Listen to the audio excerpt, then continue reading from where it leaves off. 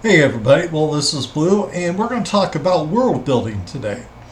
I love world building. I am a creative person by nature, and so world building allows me a chance to be creative, to try something new. Giving the world around you or the world in your role playing game a new twist. It is kind of a never ending process if you are a serious game master because you always want to do something new, something different. You want to add another layer to the world because you don't want it to get old and boring. And so it's a great thing. It's a never ending quest to make your world even better. And a lot of that is because of Tolkien. Middle Earth is an amazing story. Tolkien added a lot of depth, details, flavor to his world. And we, as game masters, always have that grand ideal that we can do it too. It took Tolkien many years to create Middle Earth. And so we have to remember that, if we're going to create a gaming world that extensive, it's going to take a lot of time, a lot of effort. And if you're a perfectionist, you're screwed. See, when I started role-playing, one of the first games I played in the late 80s was MERP, Middle-earth Role-Playing, which was sold by Iron Crown Enterprises. I went to the game shop in Des Moines, and at one time I had almost all of the modules and ready to runs. I just loved it. I love Tolkien's world. I've read all the books. I've seen the movies. I will not see Rings of Power. I absolutely refuse to see that abomination. But I've seen the movies. I've read the books. My favorite book is The Silmarillion.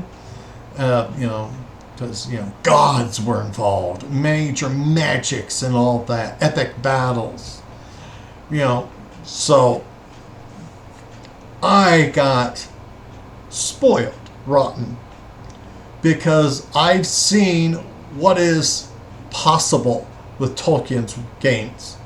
Okay, Middle Earth is something that I would love to role play in, and I wanted to create my own world, and I had created myself those expectations. I knew that it would take a while, and that was fine. So in my first world that I created many years ago, it was an alternative Earth, and I did good, and I was able to do some generalizations here, there, and everywhere, but there were a lot of holes in my story. I am, or I should say I was, creating a new alternative Earth gaming world, and the history was getting to me. I have an associate's history degree.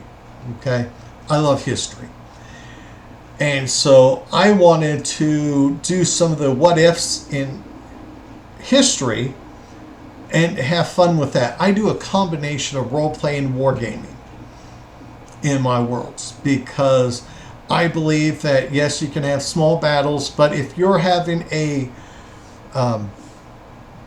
campaigns out there, large scale, you're having countries, fighting each other, do some wargaming as well. I used to do a lot of Avalon Hill. And so why not wargame some of these epic battles? If something happens and all, do an epic battle, large scale, get it out the hex board and go at it. And so my history, my love of history was my biggest weakness. in this alternative Earth that I was working on, I wanted to get rid of the Roman Empire. I don't like the Roman Empire because since it was such an imposing force, and with all, it almost kind of was like a grimdark when you're going up against something like the Roman Empire.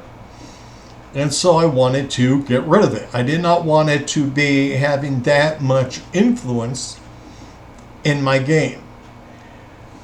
And so here's a history lesson for everybody here. My alternative Earth, instead of there being the historically correct 3 Punic Wars, there was only one. It was from the first and second Punic Wars time period, but it was only one war, and Carthage won, which in actual history, Rome won all 3 of them, and that's what established them as a republic, and they were able to become the empire. So I was thinking they'll just lose it. And so, being a love for a detail, because I wanted to be just like Tolkien in ways. And so I was spending a lot of time rewriting history. To give us some perspective, recently there's been a lot of complaints on Netflix about their Cleopatra. How they turned Cleopatra, who was historically a Mediterranean Greek person with a fair complexion, and they turned her into an African American, somebody with a black complexion, and they were saying that it was all right. I would have made that look cute. Okay, I was doing complete history rewrites. I would have made that thing look like a little poorly written short story. Because I rewrote the Punic Wars, I had to rewrite the Greek history of leaders, because what I had done was, as a change of pace, we all know that we had Philip of Macedonia followed by Alexander the Great, and then when Alexander passed away, the empire just fell apart. Well, I needed Rome to get powerful but then collapse. And so, yes, Alexander died and everything started to fall apart, but Philip of Macedonia the Third came into power, and he was able to stabilize and eventually rebuild the empire to a degree. And so I had to do all that rewriting.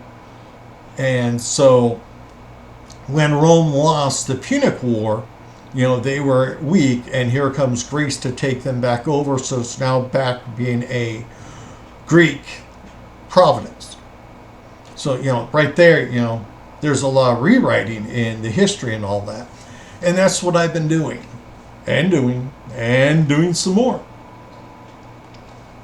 Excuse me. And so that was taking up time. I was not role-playing. I wasn't working on a lot of different things. I was working on one thing. And so that was starting to make me feel anxious, a little bit depressed, because I'm trying to get all this stuff done, and I'm still trying to figure out how to make everything make sense.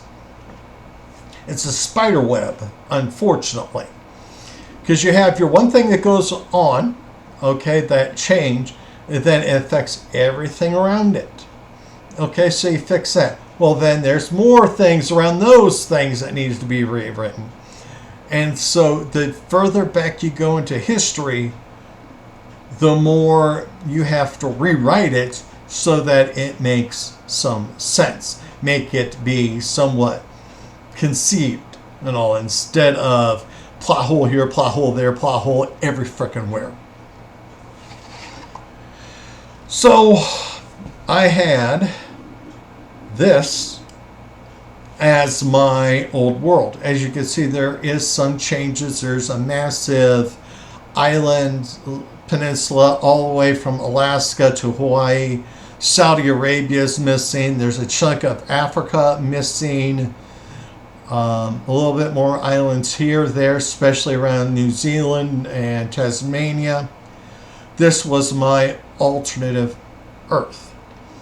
And I was enjoying it for a while. But like I said, I started to set too high of expectations that required a lot of work and a lot of time. And unless you are independently wealthy, you have a job that takes, 8 hours a day or more.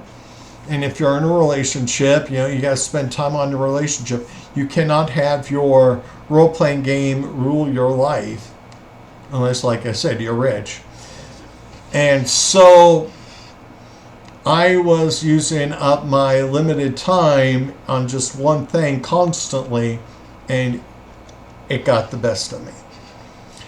So I have spent the last few days debating what to do. How do I resolve this? Because it's not the creativity that was the problem. It was all the history of this land. Because, basically I was rewriting history from 600 BC to about 200 AD, trying to make all of it work. And it was overwhelming. So I decided that I had to start from scratch. So I did a rewrite. I recreated my maps.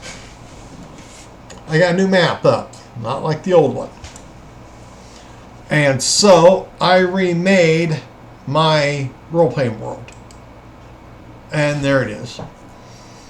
You can see there are continents that look kind of like Europe and that's fine. But I have done so much chaos into my map creation that the history is not there. I don't have the history of Gaul, of Greece, Carthage, and all that in this map. And without all those little reminders hitting me, I could just simply go, well, this piece of land up here, that is this name. This is the name of the people that live there. They speak this language. I can do a complete blank slate creation with every land piece in my new world. So I'm not going to be bogged down with history.